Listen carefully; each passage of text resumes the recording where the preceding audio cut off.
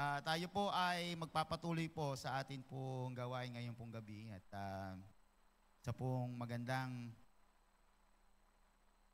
pagkakataon na atin pong pasimulan ng Setyembre sa isang awitin na sinulat ni Jose Marichanyo. Joke lang po. Andito ba ating butihing pastor? Andito po ba siya? Ayan. Baka hindi nyo pa po alam, hindi pa nababati. Anibersaryo po ng ating Pastor at Ate She. Happy anniversary, Pastor. Ano ba meron sa labas mamaya? Kain. Tayo po yung nagagalak sa... Ilan taon na ba, Pas? Kalimutan agad. Napakabilis magkasawaan na. Okay. Salamat sa Panginoon sa buhay ng ating pong Pastor at Ate She. At purihin ang Panginoon sa maraming taon pa ng pagsasama ang aming pong dalangin sa inyo. Tayo po ay magbubukas po ng bagong serye sa atin pong midweek. At ito po ay may kinalaman po doon po sa tinatawag na stewardship. Po, kasunduan po namin, pangunguna po ng ating diakonesa at ng ating pastor, na magturo po tungkol po sa ilang bagay na may kinalaman po sa stewardship. O yun pong pagiging mabuting katiwala ng Diyos sa mga pagpapala na ibinibigay niya sa atin. Po. Ang tanong po ay, meron ho bang ibinigay ang Diyos sa inyo? Amen. Meron po bang ipinahiram ang Diyos sa inyo? Meron po bang ipinapagamit ang Diyos sa inyo? Meron po ba kayong pagmamayari galing sa Diyos? Wala. Po, malinaw po yon. At ang kalooban po ng Diyos sa atin, sabi nga po doon sa Genesis, nung linalang ang tao, ay tayo po ay magiging tagapamahala ng lahat po ng kanyang nilikha. Maganda na po sana, sapagkat sabi nga po namin, kapag nag-aaral tayo ng Bible, ng Biblia, sa disenyo ng Diyos, sa original design ng Panginoon, mga kapatid, sa isang salita lang natin, sumusunod po sa atin talaga. Susunod po dapat sa atin ang lahat ng nilikha. Kaya lang ho ay pumasok ang kasalanan sa atin, kaya po tayo po, sabi nga, ang babae ay magle-labor sa kanyang panganganak, at ang lalaki naman ay magle-labor din naman sa kanyang paggawa. At doon po mga kapatid, ang Diyos ay pinagkatiwalaan ng tao to take care of His creation. Kaya po mga kapatid, kalooban po ng Panginoon na tayo po ay maging mabuting katiwala. Maaaring maliit ang ipinagkatiwala sa iyo ng Diyos, maaaring malaki ang pinagkatiwala sa iyo ng Diyos, maaaring kaunti, maaaring marami. Ngunit tayo pong lahat ay gusto ng Panginoon na tayo po ay napagkakatiwalaan sa Kanya pong mga ipinahiram, ipinagamit, at mga ibinigay. At kapag po midweek natin, at ito rin po ang magiging tema po natin tuwing ating pong Sunday, pero tuwing Miyerkules po, ay ang atin pong magiging tema sa lahat po ng atin pong mga mensahe tuwing Wednesday ay yung pong tinatawag na the elements of stewardship o ang mga elemento sa pagiging mabuting katiwala ng Diyos. Ano-ano ba ang napapaloob para ikaw ay maging mabuting katiwala ng Diyos sa lahat ng ibinigay niya sa iyo, sa lahat ng pinagkatiwala niya sa iyo? 5 po yan, ay 4 po yan, at isa-isa po ng inyong mga manggagawa na amin pong isa-sermon sa inyo sa biyaya ng Panginoon na sama-sama po nating matutunan paano ba tayo magiging katiwala ng ating Panginoon. Ready na po ba kayo? Amen. Amen. Ang atin pong mensahe po ngayon ay pinamagatan po nating pakibasa nga po. Ako po ay humihingi po ng paumanhin sa aking kapwa manggagawa. Hindi ko po nakita na ang akin lang po pala ay verse 6. nagawan ko po ng mensahe, kumuha po ako doon buong talata, pero alam ko naman ako'y mapapatawad ninyo sapagkat ako'y iika-ika. Amen po ba? Ano po? Kawawa naman, pinagalitan pa yung disabled. Ano? Ang atin pong talata, sa lahat po ng atin pong mga pag-aaral, hahanguin po natin dito sa 2 Corinthians 9, verse 16 to 15. Kaya kung meron kayong physical na Bible, medyo lagyan nyo na ng tupi yan, kasi tuwing Wednesday, ay yan po ang magiging key verse po natin. At kung meron ka namang phone, ay lagyan mo na ng highlight yan. Okay? Kasi yan ang ating go-to verses, go-to passages sa atin pong pag-aaral ng salita ng Diyos na may kinalaman sa stewardship. Ang title po natin is Stewardship Exercises a Choice. O ang pagiging mabuting katiwala ay ang pagsasanay sa pagpili. Isa po sa elemento ng pagiging mabuting katiwala ay ang pagpili. Araw-araw po tayo po ay pumipili. Amen po ba? Everyday tayo pumipili. Paggising pa lang po natin sa umaga, pumipili na po tayo. Ano po yung una nating pagpili pag umaga? Ano po? Ako ba ay una ba ang paa? Pakikiramdaman ko muna ang aking sarili. Ako ba'y tatayo agad o hindi? Ano po? Sa umaga, ako ba ay magpapasalamat sa Diyos? O hindi magpapasalamat sa Diyos? Pagtayo po natin sa ating pong higaan, you have another choice. Ako ba'y magtutoothbrush muna o hindi? Pwedeng magtoothbrush, pwede rin hindi. Pagkatapos po nun, sa mga estudyante, ako ba ay maliligo o hindi maliligo? Yung mga nagtatrabaho ay ganun din. Pagdating sa maghapon, ikaw ay kakain. Ako po ay kakain sa isang karinderya na may 50 pesos pa ba na kanin ulam? Meron pa po ba? Tensya na po kayo kasi yung po kasing huling kinainan ko, 275,000 kasi yung kasama kayo si Claudine eh. Kaya, Claudette ba? Claudine. Tensya na po, hindi ko alam kasi yung 50 pesos na pagkain kasi. Anyway po, ikaw ba ay sa karinderya para makatipid? O ikaw ay sa fast food? Sa mga kabataan po natin, it's no-brainer. Fast food yan. Amen po ba? Fast food agad. Sa mga matatanda naman, papasok sa eskwela, pasok sa trabaho, tulad po kanina, ako po hindi pumasok kanina. Ako po ay nagpahinga, ang aking pong lupang katawan. Sabi ko, ako ba'y papasok o hindi? Pagdating mo ng trabaho, you have another choice. Magtatrabaho ba ako? O hindi? Hindi po kasi lahat ng pumapasok sa trabaho ay nagtatrabaho. Amen po ba? Gagalingan ko ba? O hindi? At pag uwian na, mag-overtime ba ako? O hindi? Uwi ba ako sa oras? O mag-overtime ako? Pag uwi mo ng bahay, sasakay ka? Kung ikaw ay nasa lumuluwas, mag-LRT ba ako, MRT, sasakay ba ako ng bus? Ano ba? Matraffic ba? Ano ba sinasabi ni Waze? Ano ba sinasabi ng ganon? At pagdating mo ng bahay, you have two choices. Sa mga magulang, maglilinis ka pa ba ng bahay o palalayasin mo ang inyong mga anak? Alin po choice niyo doon?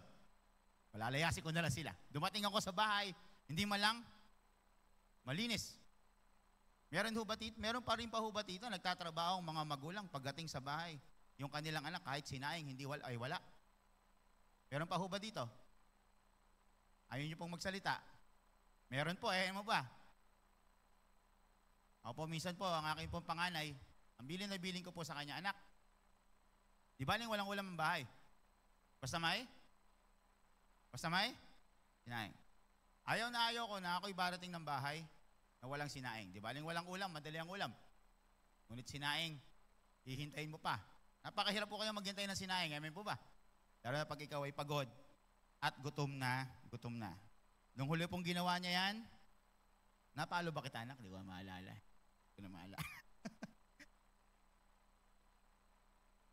Alam na po natin that life is a choice At sa bawat pagpapala at sa bawat ibinibigay ng Diyos sa atin sa maghapon, sa isang linggo, sa isang buwan, sa buong taon, at sa buong buhay natin, meron tayong mga ginagawang pagpili.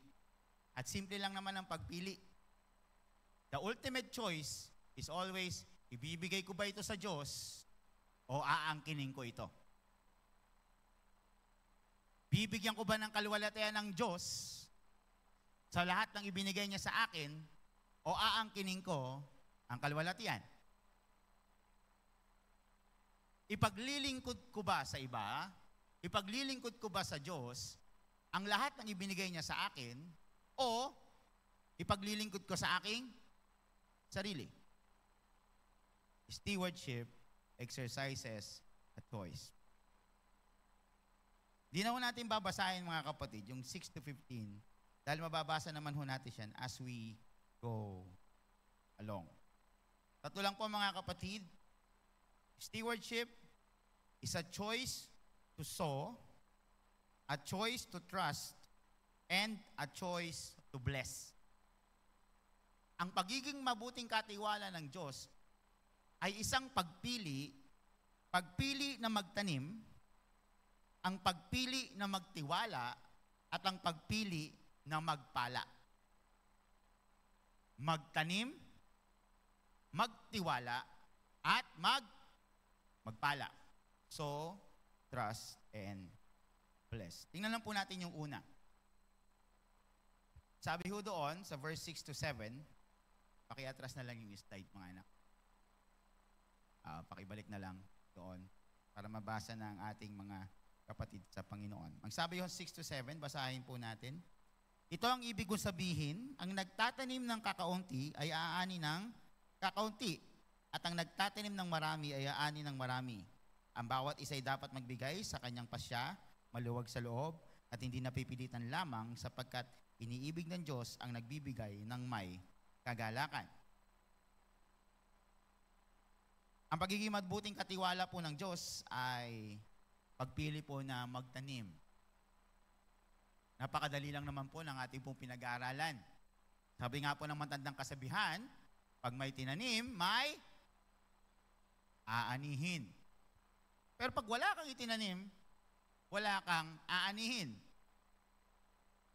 Ganon din po mga kapatid, yung pong prinsipyo po ng Biblia, pagdating po sa magiging mabuting katiwala po ng Diyos sa atin, sa stewardship po na ating pong pinag-aaralan.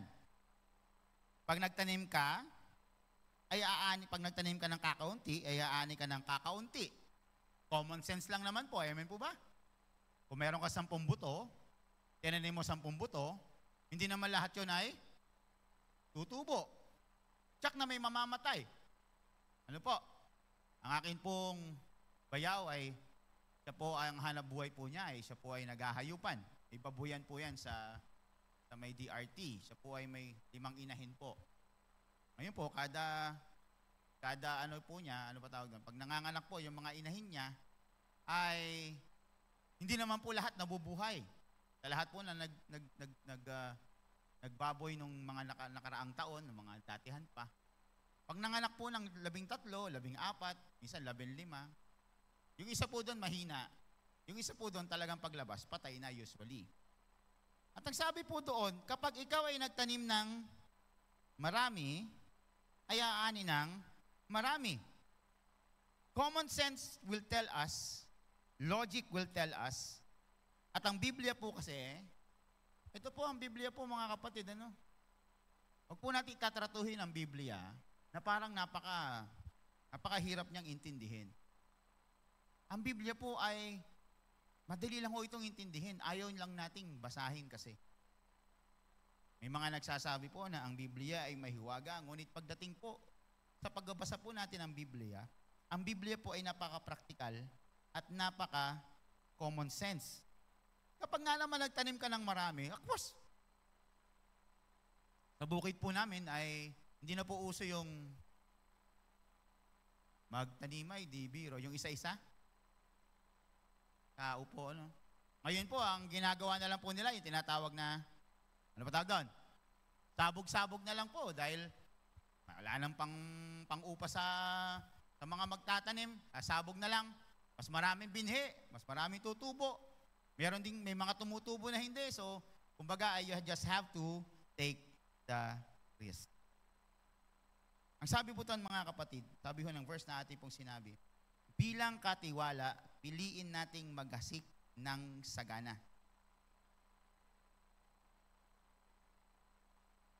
Bilang katiwala po ng Panginoon, ang gusto po niya sa atin, pag po tayo ay pinagkatiwalaan, yung pong mga tinatangkilik natin, lahat po ng ating pinapagamit sa atin, ang sabi ng Panginoon, ibigay mo ng sagana. Ibigay mo ng sagana. Huwag kang masyadong madamot. Huwag kang masyadong kuripot. Naintindihan ko mga kapatid, na dapat ang tao ay nagtitipid. Amen po ba? Kaya nga nagagalit sa atin yung mga Ilocano. Mga Ilocano, meron po ba dito? Nagagalit sa atin ang mga Ilocano. Bakit? Kasi kinakantsawan natin sila na naku, napakukuripot itong mga Ilocano na ito. Ayoko mga kasama itong mga Ilocano na ito. Dahil pag kami kakain, napakatipid sa buhay, ayaw magbayad. Alam niyo po, ito po ay natutunan ko lang kay Kuya Kim. Kay Kuya Kim. Kaya po pala binangsagan ng mga Ilocano na ganoon. Hindi po sila mga kuripot, kundi sila yung masinop. Kasi doon po sa bandang norte, extreme po kasi ang weather dyan. Pag mainit po dyan, talagang mainit. Kapag maulan naman talagang, maulan. Dito kasi sa atin, medyo lang. Kaya pag panahon ng tag-init, talagang tagtuyot. Kaya po natututo silang mag-imbak. At hindi sila basta-basta. Parang si Tipaklong at si Langgam. Di ba? Na pagdating ng tag-ulan, ay wala silang magamit. Ngunit mga kapatid, ang piliin po natin lagi ay ang maghasik ng sagana. Pangalawa po, maghasik po tayo ng masaya.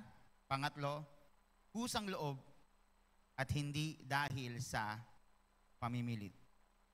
Tayo po ay maghasik ng sagana sa lahat po ng ibinibigay ng Diyos sa atin. Sapagkat ang pangako po ng Diyos, aani din tayo ng sagana. Meron bang tao sa buhay mo na kailangan mong tulungan? Meron bang pangangailangan sa iglesyang ito na kinakailangan tugunan? Kinakausap ka ba ng Diyos na magbigay? Kinakausap ka ba ng Diyos na tumulong? Sabi ng Diyos, tumulong tayo ng sagana. Stewardship is a choice to sow. Tayo po ay magtanim at magtanim ng sagana. Pangalawa po, stewardship is a choice to trust. O ito ay pagpili na magtiwala sa Diyos. Ang sabi ko sa verse 8 to 11, basahin po natin. Sabi po doon, magagawa ng Diyos na pasaganahin kayo sa lahat ng bagay at higit pa sa inyong pangangailangan upang sumagana kayo sa mabubuting gawa. Tulad ng nasusulat, siya ay masaganang nagbibigay sa mga dukha, ang kanyang kabutihan ay walang hanggan. Ang Diyos na nagbibigay ng binhing itatanim at tinapay na makakain, ang siya ring magbibigay sa inyo ng binhi at magpapalago nito upang magbunga ng sagana ang inyong kabutihang loob. Kapag po tayo ay isang mabuting katiwala, ibig sabihin po, pinagkakatiwalaan natin ang Diyos sa lahat ng meron sa buhay natin. Ang sabi po doon, ang pagbibigay ay hindi kawalan. Ito'y pamumuhunan sa kaharian ng Diyos at patotoo ng ating pagtitiwala sa Kanya. Napakaganda po ng sinabi ng Diyos dito. Sabi doon, sabi ko sa verse 8, sabi po, magagawa ng Diyos na pasaganain kayo sa lahat ng bagay. Magagawa ng Diyos na pasaganain tayong lahat sa lahat ng bagay. Minsan po, naintindihan ko na tayo po ay may mga mangangailangan din sa ating buhay. Bilang isang magulang, bilang isang breadwinner, bilang isang pina natin ay nagsisimula pa lamang sa kanyang buhay. At meron pong laging temptation na, Lord, pinaghirapan ko naman ito. Ako naman na naghirap dito.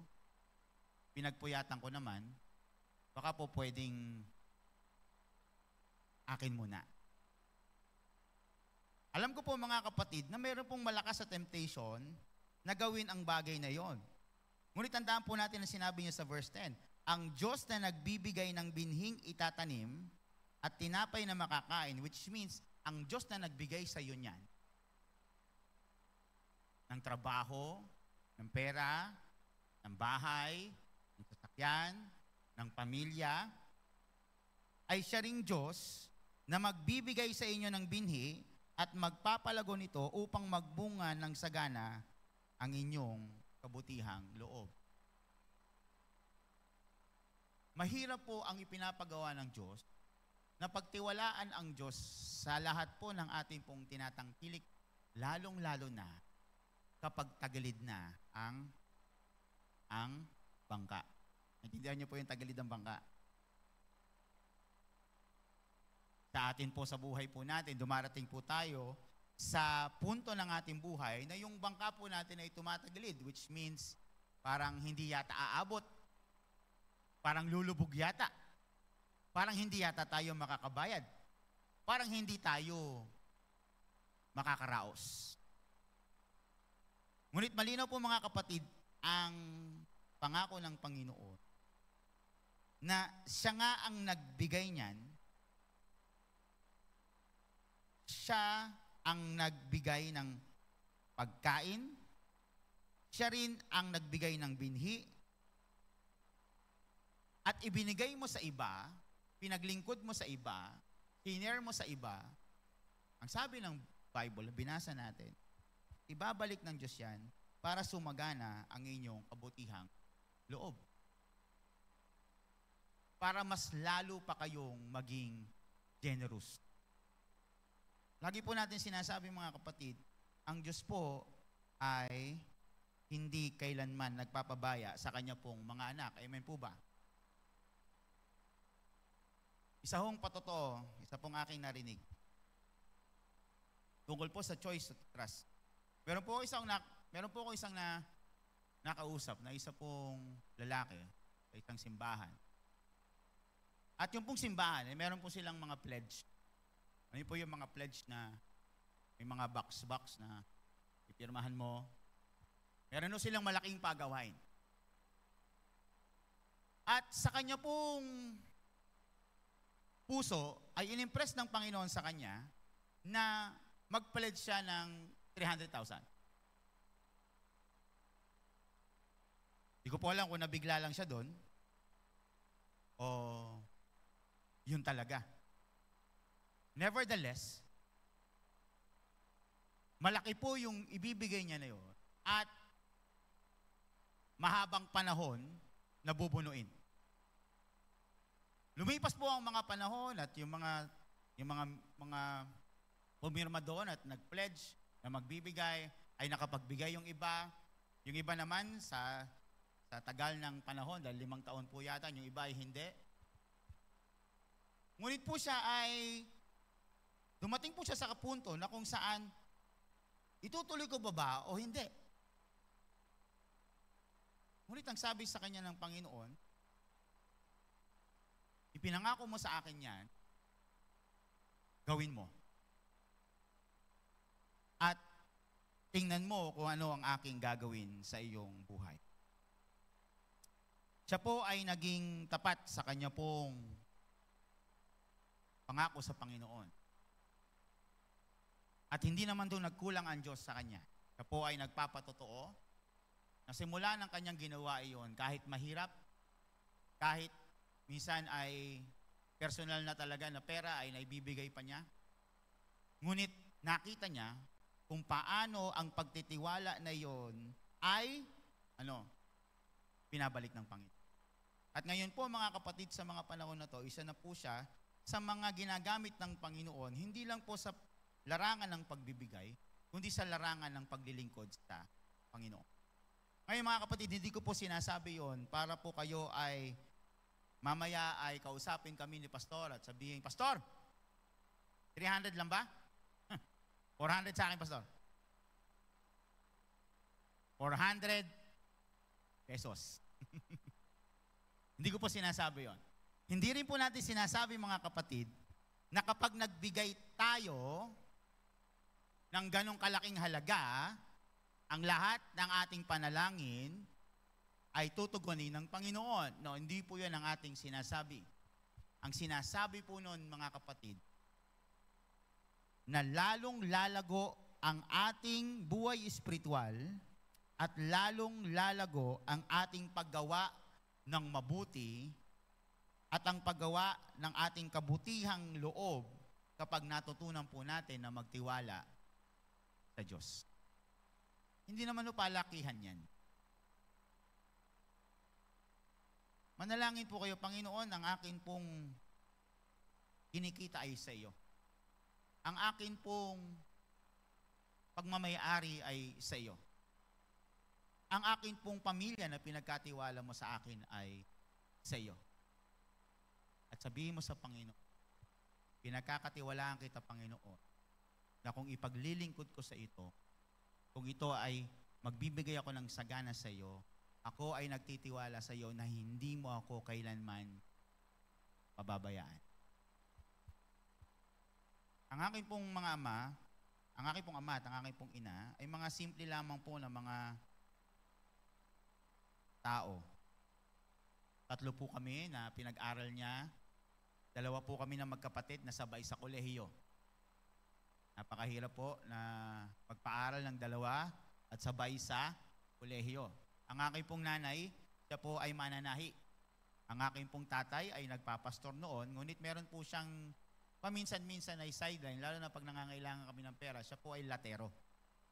Latero po ang trabaho po talaga noon. Alam niyo po mga kapatid, kami po ay nakatapos sa aming pong pag-aaral at natutunan po ng aking mga magulang na magtiwala sa Diyos, gaano man kaliit ang kanilang tinatanggap, gaano man kahirap ang kanilang pinagdaraanan. At alam ko mga kapatid, na sa inyo na nandito ngayon, may mga ganyan kayong istorya at patotoo kung paano nyo napatunayan na pinagkatiwala ninyo ang inyong mga tinatangkilik at ang inyong mga kinikita at ang lahat ng ibinibigay sa inyo ng Diyos. Ngunit ang Diyos ay nanatiling tapat sa inyo.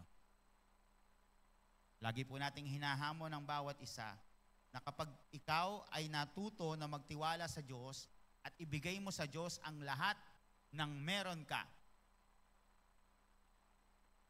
at pinabayaan ka ng Diyos, pwede ka nang hindi magsimba dito. Ako rin po ay hindi. Ngunit kailanman ay hindi po natin pwede na sabihin iyon sapagkat ang Diyos ay hindi po nakakalimot sa Kanya pong pangako. Ang sabi ho natin, kapag tayo'y nagbibigay, sinasabi natin, Panginoon, higit akong nagtitiwala sa iyo kaysa sa aking mga ari-arian. Kapag po tayo ay binibigay po natin at pinaglilingkod po ang ating pong mga tinatangkilik, ang ating pong sinasabi, Panginoon, mas mahalaga ka sa akin kaysa sa anong meron ako. Mas mahalaga ka sa akin, Panginoon, kaysa sa hanap buhay na meron ako. Mas mahalaga ka sa akin, Panginoon, kaysa sa ipon na meron ako. Kaysa sa pamilya na meron ako. Kaysa sa ari-arian na meron ako. At pangatlo po, at dito po tayo magtatapos, stewardship is a choice. It is a choice to bless. Hindi lang tayo nagtatanim, piliin natin na magtanim ng sagana. Hindi lang dapat piliin natin na magtiwala sa Panginoon sa lahat ng ating tinatangkilik, kundi piliin natin na maging pagpapala sa iba. Sabi po sa verse 12 hanggang 15, sabi po dito, Ang paglilingkod ninyo upang tumulong sa mga kapatid ay hindi lamang nakatutugon sa kanilang pangangailangan, kundi magiging dahilan pa ng nag-uumapaw na pasasalamat nila sa Diyos. Ang bukas palad din yung pagbibigay sa kanila at sa lahat ang siyang nagpapatunay na matapat ninyong sinusunod ang magandang balita ni Kristo. Dahil dyan, nagpupuri sila sa Diyos. Kaya't buong pagmamahal nila kayong ipinapanalangin dahil sa di masukat na kagandahang loob ng Diyos sa inyo. Salamat sa Diyos dahil sa kanyang kaloob na walang kapantay. Kapag tayo nagbibigay, ang iba'y napapaligaya, ang Diyos ay naluwalhati at dumarami ang pasasalamat. Kapag po tayo ay nagiging mabuting katiwala ng Diyos at tayo po ay nagtatanim sa kanyang kaharian at pinagtitiwalaan po natin ang Diyos sa lahat po ng ating pong mga ari-arian, sa lahat po ng ibinigay ng Diyos sa atin. At sinishare po natin ito. Ang sabi po doon, marami tayo napapaligaya, ang Diyos ay nabibigyan natin ng kaluwalhatian at dumarami ang pasasalamat.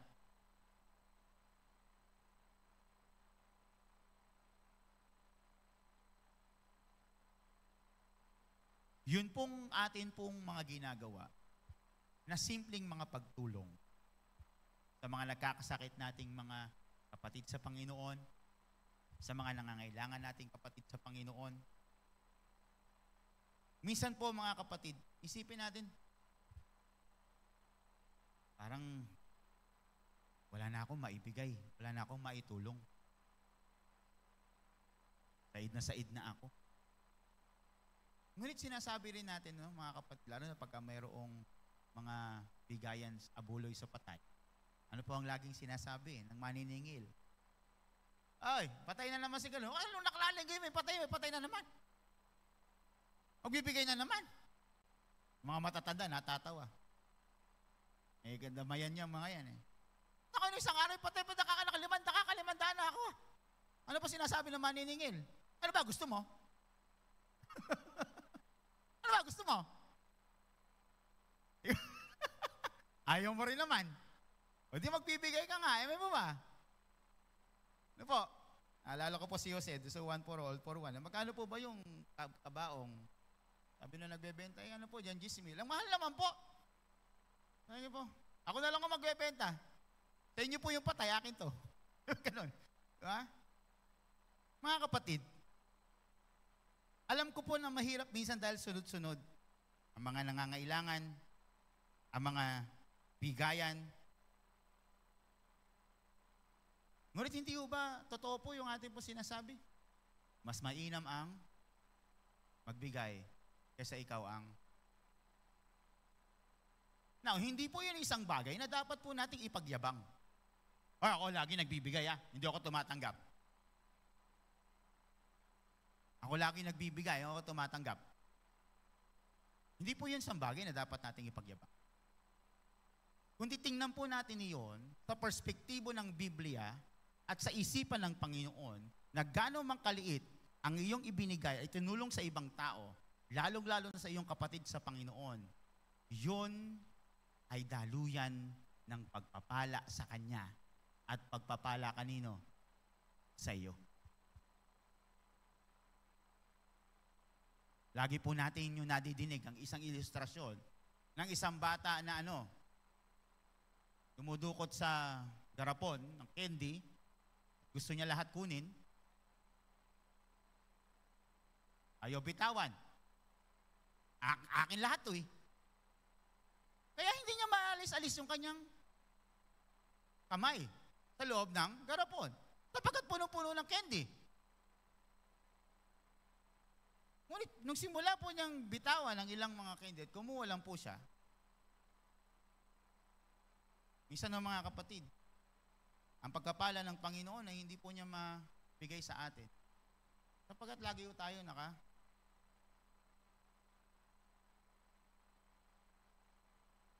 akin to eh. Pinagtrabahuhan ko to eh. Ito na nga lang, Lord, kukunin mo pa. Abay, natural. Kanino ba yan? Minsan nagyayabang tayo sa Panginoon. Panginoon, ito lang yung binigay mo sa amin. Kukunin mo pa. Itutulong ko pa. Ipaglilingkod ko pa. Panginoon, ako na nga ang naglilingkod. Ako pa gumagastos. Panginoon, lagi na lang ako. Lagi na lang ako. Kung meron po kayong ganong mga mentalidad, mga kapatid, kayo po ay humingi ng tawad sa Panginoon. Pinagpala ka ng Panginoon bilang maging pagpapala sa iba. Ganun lang po kasimple yun. Sapagkat tayo po sa lupang ito, ay hindi po tayo mabubuhay ng habang buhay. Dumaraan lang po tayo sa mundong ito. At ang nais ng Diyos, yung pagpapalang ibinibigay niya sa iyo at yung mga bagay na pinagkakatiwala niya sa iyo. Pinebless mo rin yung iba. Hindi laging pera. Maaaring talent. Hindi laging talent. Maaaring kawang gawa. Maaaring mga bagay na meron ka at kaya mong gawin. Pagkatiwala natin sa ating Panginoon. Because God promised to bless us. Sabi po natin, bawat piso, bawat oras, bawat lakas na ating ibinibigay ay nagiging patotoo na nagtuturo sa tao sa biyaya ng Diyos. Ang bawat oras po na ating ibinibigay, ang bawat lakas na ating ibinibigay, ang bawat kayamanan na ating pong ibinibigay ay nagpapatunay lamang na nagtuturo ito sa tao na ang Diyos natin ay Diyos na nagbibigay ng biyaya. Hindi po pwede na sasabihin mong Kristiyano ka kasi ikaw ang pinakamadamot sa grupo. Wala pong Kristiyanong madamot. Ulitin ko po, wala pong Kristiyanong madamot. Masinop, yes. Pero yung madamot, wala. Alam niyo po ba mga kapatid, na saksaysayan ng mundong ito, ang Kristyanismo ang may pinakamaraming natulungan na tao sa buong mundo. Ang may pinakamaraming mga ampunan ay hindi ang ibang relihiyon, kundi ang Kristyanismo. Ang pinakamaraming medical missions ay hindi ang ibang relihiyon, kundi ang Kristyanismo. Ang may pinakamaraming tumutulong sa mga bata, katulad ng Compassion, ay hindi ang ibang relihiyon, kundi ang Kristyanismo. Sapagkat sabi ho doon, bilang ating pagtatapos, natapos po ang talata sa paalala ng pinakadakilang handog, sabi po doon, salamat sa Diyos dahil sa kanyang di mailarawang kaloob. Ang ating pagbibigay ay tugon lamang sa pinakamalaking kaloob ng Diyos, walang iba kundi si Hesukristo. Why is Christian is generous? Why is Christian is so giving? Bakit ang mga Kristiyano ay mahilig sa charity? Bakit ang mga Kristiyano ay mahilig tumulong? Isa lang po ang sagot dyan. Dahil naranasan nila ang pag-ibig at biyaya ni Kristo sa kanilang buhay. Napapagod ka na ba sa pagtulong? Napapagod ka na ba sa pagbibigay? May temptasyon ka ba na laging unahin ang iyong sarili kasi sa pangangailangan ng iba, sa pangangailangan ng iglesia? Ang sinasabi ng Diyos, bumalik ka sa una mong pag-ibig at tingnan mo kung paano ko ibinigay ang lahat-lahat sa akin na ibinigay ko sa iyo. Kaya ang sabi ng Panginoon, pagpalain mo rin ang iba. Tayo po'y manalangin. Aming Diyos, marami yung salamat sa una niyo pong pagtuturo sa amin. May patungkol po, Panginoon, sa amin pong pagiging mabuting katiwala ng iyo pong mga ibinigay sa amin. Aming Diyos, tulungan niyo po kami na magtanim ng masagana sa lahat po ng aming ginagawa. At huwag kaming mag-hold back, Panginoon. Tulungan niyo rin kami, Panginoon, na magtiwala sa iyo. Aming Diyos, mahirap po, Panginoon, lalo na ang ekonomiya ngayon, ang hanap buhay namin, Panginoon. Lagi kaming may temptasyon, Panginoon, na unahin ang aming mga sarili maliban sa iyo, Panginoon. Aming Diyos, tulungan niyo, Panginoon, kami na piliin lagi na magtiwala sa iyo. At tumuntong, Panginoon, sa iyo pong magagawa sa amin. At higit sa lahat, Panginoon, maging laman ng aming mga puso na sa lahat po ng ibinibigay niyo po sa amin, gaano man kalaki, gaano man ito, Panginoon, kakaunti. Aming Diyos, ito ay gamitin namin upang mapagpala ang iba sa aming buhay, sa aming iglesia, sa lahat, Panginoon, ng mga tao. Kaya mo, Panginoon, sa paggawa namin ito, O Diyos, ay makita ng lahat ng mga tao na tunay nga na ang isang Kristiyano ay iyo pong pinagpapala. Purihin ka, Panginoon, sa pangalan ni Jesus. Amen. Amen. Magandang gabi po sa inyo pong lahat.